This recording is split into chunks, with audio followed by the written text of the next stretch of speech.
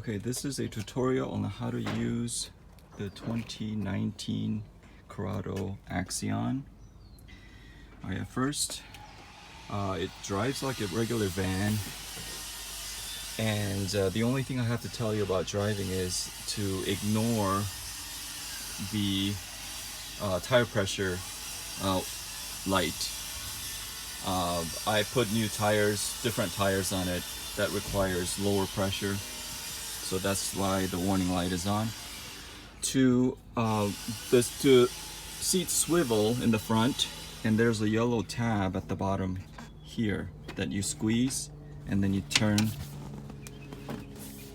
and it can turn around both seats. Alright, on the outside, here's the fuel tank right next to the driver door. You open it like this. It takes regular gas, regular unleaded. Alright, here is where you put your city water line. This is the regular pressure water, so well, I need two hands to undo this. Alright, so the regular garden hose goes in here, and hose is provided in the back. This is where the electrical line goes in. If you are at a campsite, it's 30 amp. And this is probably the most important part of the outside. This is how you drain the tank, the waste tank. So the way to do that is you pull out this cord.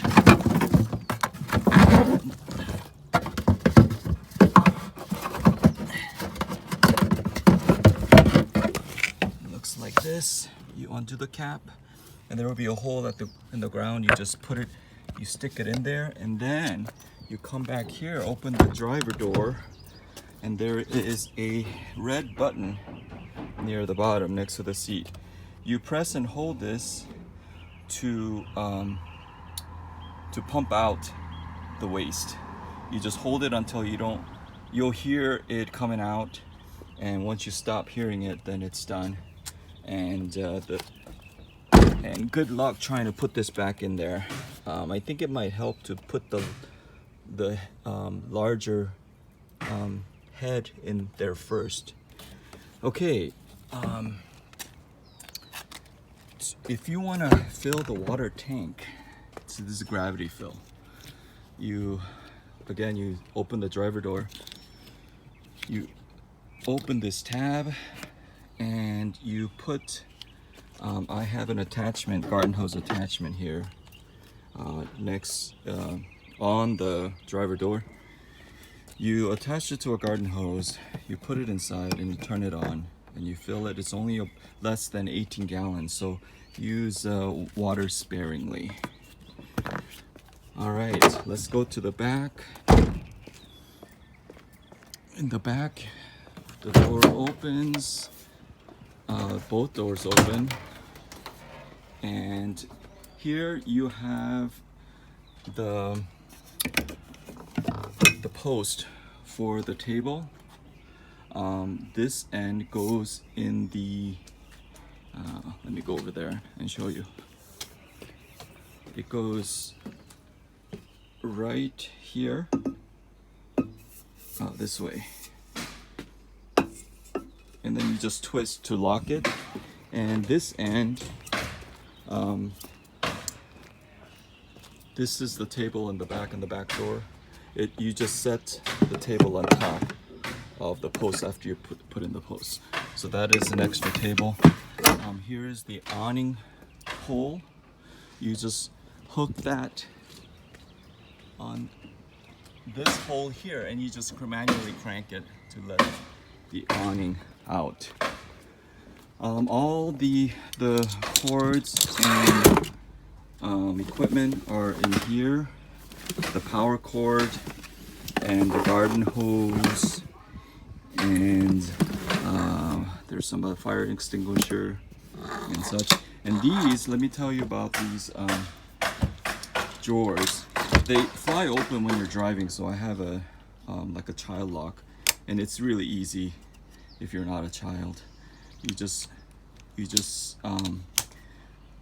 squeeze to the side, and it just almost just automatically opens every one of them. And you can just leave this open while you're camping. It doesn't matter. I guess you don't have to completely close it. But when you're driving, make sure that it is on so the drawers don't fly open. All right, since we're here, let's talk about the toilet.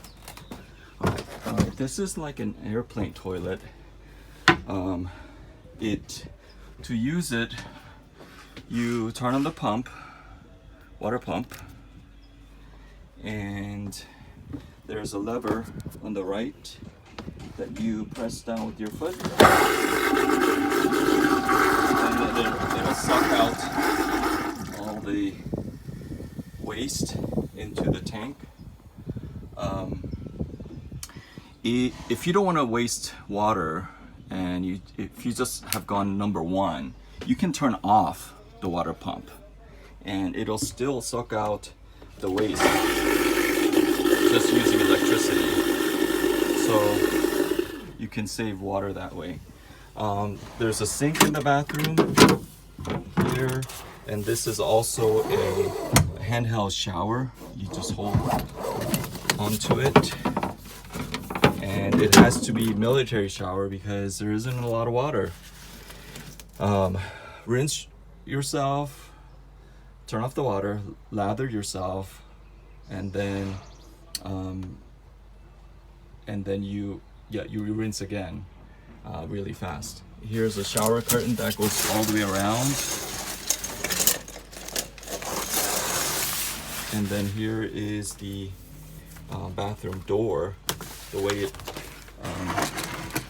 you have to open the closet door and then latch it onto, there's a magnetic thing here, two of them on the bottom too, to give you privacy. All right, the sink, kitchen sink works when you have the water pump on, of course, and you'll hear the water pump. To use the microwave, you have to turn on the inverter. This is changing 12 volt to 110.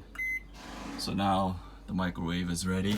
I have a little sponge in here so that when you're driving it doesn't make so much noise, but I don't know how good that will work. You might have to put an extra towel in there if you don't want it to rattle too much.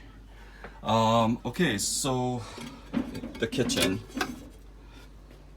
Here's the propane gas burners, two of them. Real simple. There's a pilot switch. You will hear that, and then I need two hands to do this. Let me see if I can do it. And then you turn, and then hold it for a little bit. You can let go of the pilot, but hold this for like a couple of seconds. So now it's on. All right, this table, there's a table, an extension that pops up for extra workspace. This is really nice. You can just put your computer here and sit on the couch. The way to put it down is by squeezing the latch here. Kind of pull up a little bit and then push on this on both sides to let it, you got to do for a while because it locks again at an angle. Here is an extension. All right, the fridge. The fridge is on all the time. Just leave it on. It's on 3. You don't have to turn it off. The batteries are strong enough to keep it. All right, let's talk about the batteries. All right, so there are 2 batteries. When you turn them off, you turn off the inverter first. Leave the inverter off all the time except when you need the microwave or the outlet. There's an outlet here on the opposite side, below the couch. Where is it? There it is. And then there is one over here next to the sliding door. Okay, so if you want to use that, then turn on the inverter. Otherwise, leave it off most of the time. Water pump you can leave on if you want. Okay, so when you're driving, make sure these two are on so that it'll recharge. Okay, and it says 13.1 right now. Don't let it go under 12.4. Can you see that? 12.4 is like 20% left. And it takes a long time for that to happen, from going from 13.1 to 12.4. It'll take hours and hours of usage. So you don't have to worry too much about the batteries. There's a main coach light there. It dims.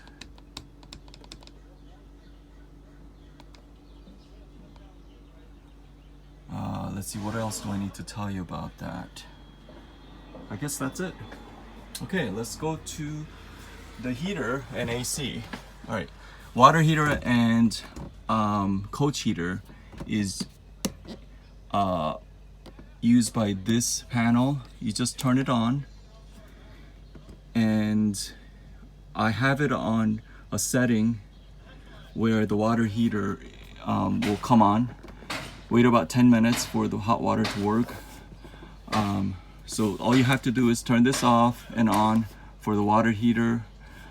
For the coach heater, I can also set it on like 65. So on 67 right now. This uses propane, so you don't have to worry about the battery being drained. And here is the water heater, and here is the top one is the coach heater. You can set the temperature there. So I'll just leave it like this. So if it goes under 64, the coach heater will come on at night, and that's when you turn this on, but leave it off when you're driving. So when you need water heater again, turn this on. After you're done, turn it off. That's all you do. This is just the circulation fan. Actually, this needs to be on low or high while you have the heater on, coach heater on, because so that the air can come out. It's really quiet. You won't hear the heater, so you won't know whether it's on or off. Here's the AC. This only works if you have the inverter on. Actually, no, I take that back. This is 12 volt. So this will work with the batteries, but it's really really power draining. So I don't like to use it. The coach AC doesn't work very well anyway. And because this is such a small coach, just turn on the engine, which is how you charge the battery. That's the generator. It has an underhood generator. So just turn on the engine to charge the battery, or turn on the AC if it gets hot. All right, let's talk about the loft. The loft is up here. You unlatch a few things. This one first, you unlatch that, and you turn this to unlatch that part. Here, the same thing on both sides. And then you have to kind of step on the couch and push from the sides here to let it go up. And once, here, I'm gonna have to put the camera down.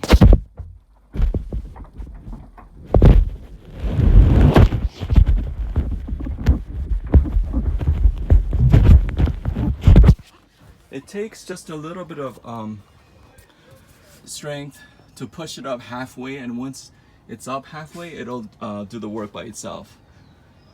The hydraulics will work and it'll just pull itself up.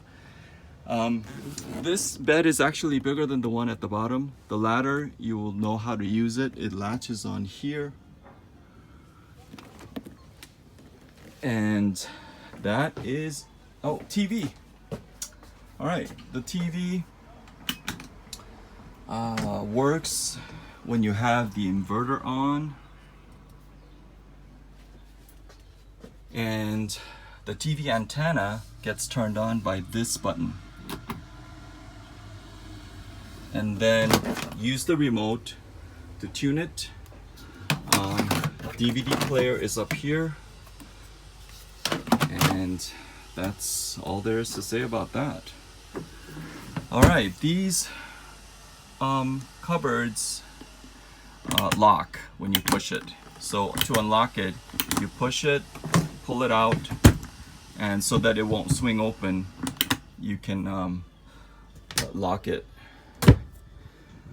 Okay, if you have questions, please text me or call me. Have fun.